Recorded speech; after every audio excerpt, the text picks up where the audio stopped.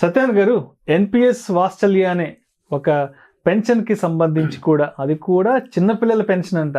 అవును. సో చిన్నపిల్లల పెన్షన్ కి సంబంధించి కూడా ఆ స్కీమ్ ఏదైతే ఉందో దానికి కూడా కొన్ని ప్రతిపాదనలు మా దగ్గర సిద్ధంగా ఉన్నాయంటూ కూడా ఆర్థిక మంత్రి గారు వారు అనౌన్స్ చేయడం జరిగింది. బడ్జెట్ లో ఏంటి అసలు ఎన్పిఎస్ వాత్సల్య అనేది? ఈ చిన్నపిల్లల కోసం ఏంటి అసలు ఈ పెన్షన్ స్కీమ్? బడ్జెట్ లో దీన్ని ప్రవేశపెట్టడం జరిగింది. ఎన్పిఎస్ అంటే నేషనల్ పెన్షన్ స్కీమ్. ఒకప్పుడు ఈ గవర్నమెంట్ ఎంప్లాయీస్ ఎవరైతే ఉంటారో వాళ్ళంతా రిటైర్ అయిపోయినాక వాళ్ళకి పెన్షన్ ఉండేది, తర్వాత తీసేసారు. ఇప్పుడు ఎవరైతే కొత్తగా జాబ్లో జాయిన్ అవుతారో వాళ్ళకి పెన్షన్ ఉండదు.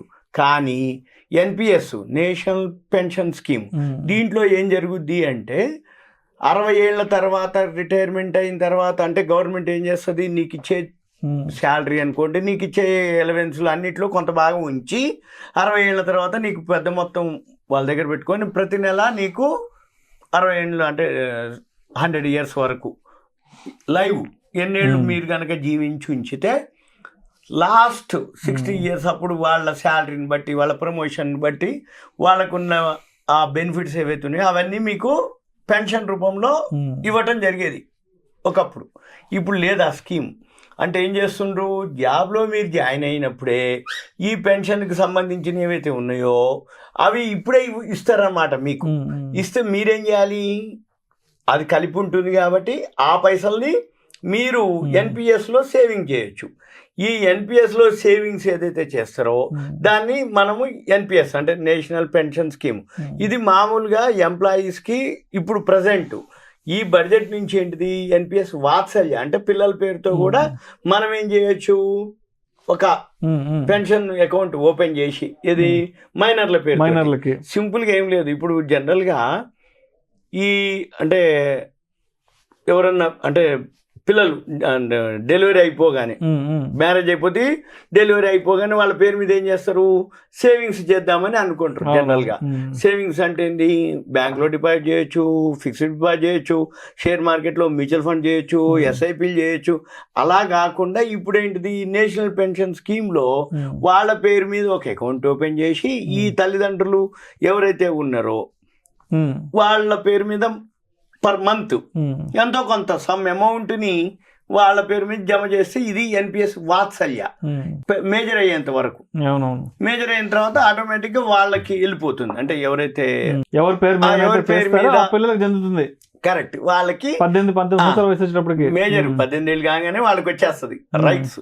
తర్వాత వాళ్ళు కంటిన్యూ చేసుకోవచ్చు.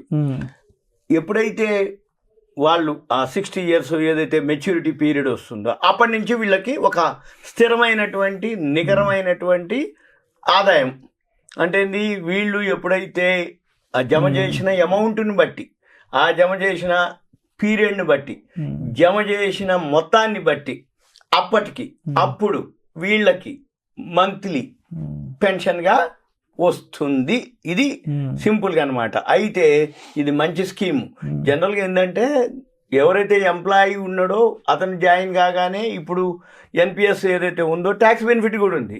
అంతకుముందు 10% ఉండేది, ఇప్పుడు 14% చేశారు. అంటే నువ్వు గనక ఆ ఎన్పిఎస్ వాత్సల్యాలో గనక ఆ అమౌంట్ ఏదైతే మనము సేవింగ్ చేస్తామో, ఆ స్కీమ్లో ఇన్వెస్ట్ చేస్తారో అది మన ట్యాక్స్ ఎగ్జిబిషన్. అంటే ఒక 10% ఇండైరెక్ట్ మిగిలినట్టు. ఇప్పుడు 14% మిగులుతుంది ఇప్పటి నుంచి. ఇక తర్వాత ఇంకో బెనిఫిట్ ఏంటిది అంటే, ఎప్పుడైనా కానీ ఈ జాబ్లో జాయిన్ అయిన వాళ్ళు 60 ఏళ్ళ తర్వాత ఇప్పటి నుంచే ఎవరైతే వాత్సల్య చేశారు అనుకో, ఇంకా ఎక్కువ మొత్తం అయింది. అంటే ముందు నుంచే ఒక 20 ఏళ్ళు 25 ఏళ్ళ ముందు నుంచి, అంటే జాబ్లోకి వచ్చేటప్పటికి 25-26 ఏళ్ళు అయింది. 25-26 ఏళ్ల కంటే ముందు నుంచి అనేటప్పటికి ఇన్ఫ్లేషన్లు, వడ్డీ రేట్లు ఇవన్నీ లెక్కలేస్తే ఈ ఎన్పిఎస్ ఏమవుతుంది, కుములేటివ్ అవుతుంది. అంటే సిఏజిఆర్ కింద మనం మామూలుగా వేసిన కాంపౌండెడ్ యాన్యువల్ గ్రోత్ రేట్ వేసుకున్నా కానీ ట్యాక్స్ బెనిఫిట్ వస్తుంది, సేవింగ్స్ కింద వస్తుంది.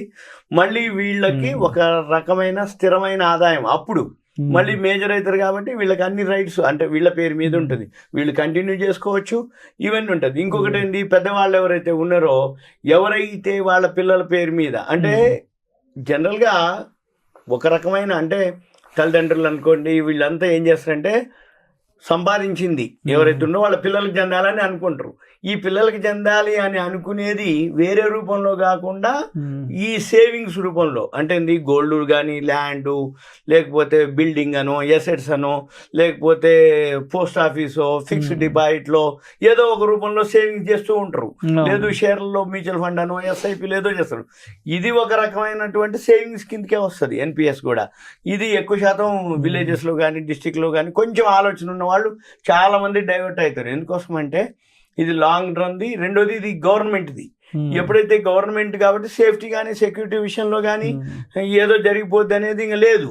వేసినవా ఓ 60 ఏళ్ళ వరకు, అంటే ఇప్పుడు పెళ్ళయింది, అమ్మాయో అబ్బాయో అయిండు, కథం ఓ 60 ఏళ్ళ వరకు ఇంకా గొడవ లేదు. ముందు ఈయన 20 ఏళ్ళు 25 ఏళ్ళ వరకు ఎడ్యుకేషన్ ఉంటుంది. ఆ ఎడ్యుకేషన్ వరకు తల్లిదండ్రులు చూసుకుంటారు. అప్పుడు దీంతో పాటు ఎడిషనల్గా వేసిన తర్వాత వేరే సేవింగ్స్ చేసే బదులు, అంటే వేరే ఎసెట్స్ ఇచ్చే బదులు ఇది కూడా ఒక ఎసెట్ కిందనే బాబు నీకు ఇది అంటే పెద్ద మొత్తం అనమాట. అప్పుడు ఏం జరుగుద్ది అంటే కనపడే ఆస్తులు ఒక రకం, ఇది కనపడని ఆస్తి. కనపడని ఆస్తి అంటే ఇది ఏమి తెలవకుండానే నీకు అది పెద్ద మొత్తంలో కనపడుతుంది. అప్పుడు, ఇప్పుడు కాదు అప్పుడు. కాకపోతే ఇప్పుడు ఏంటిది, చాలా మందికి బంగారం ఇస్తే కనపడుతుంటది, ల్యాండ్ ఏదో ఇల్లు జాగలు ఇస్తేనే అనుకుంటారు. అలా అక్కర్లేదు. ఇప్పుడు అంతా ఏదైతే అంటే ఎడ్యుకేటెడ్ అయినరు కాబట్టి ఇటువంటి ఏం లేదు. ఇది మంచి స్కీము ఎన్పిఎస్ వాత్సల్య. ఇది చాలా చాలా రాబోయే రోజుల్లో ఇది అందరికి కనుక తెలిస్తే ఎక్కువ శాతం మంది ఇదొక అకౌంట్ ఓపెన్ చేస్తారు. ఇది ఒక అకౌంట్ ఓపెన్ చేసి చిన్న అమౌంట్ అయినా స్టార్ట్ చేయొచ్చు. ఆడపిల్లల భవిష్యత్ మ్యారేజ్ కోసం, ఆడపిల్లలు అనుకోండి మ్యారేజ్ కోసం, మగ పిల్లలు అనుకోండి మ్యారేజ్ టైంలో, హైయర్ ఎడ్యుకేషన్ కనుకోండి, ఏదన్నా అబ్రాడ్ పంపించాలనుకుంటారు, లేదు పెద్ద మొత్తంలో తర్వాత. అంటే ఒక విధమైన ఇది కూడా ఒక ఎసెట్ కిందకే. వాళ్ళ ఖాతాలో ఎంతైతే పైసలు ఉందో ఇవన్నీ యాడ్ అయిపోతుంటాయి. తీసుకోపోయినా ఒక విధమైన సేవింగ్స్. ఇది ఎన్పిఎస్. ఇది చాలా ఉత్తమమైన స్కీము. ఇది okay. Thank you sir. Suman TV ప్రేక్షకులకు ధన్యవాదాలు. Thank you. సెలవు.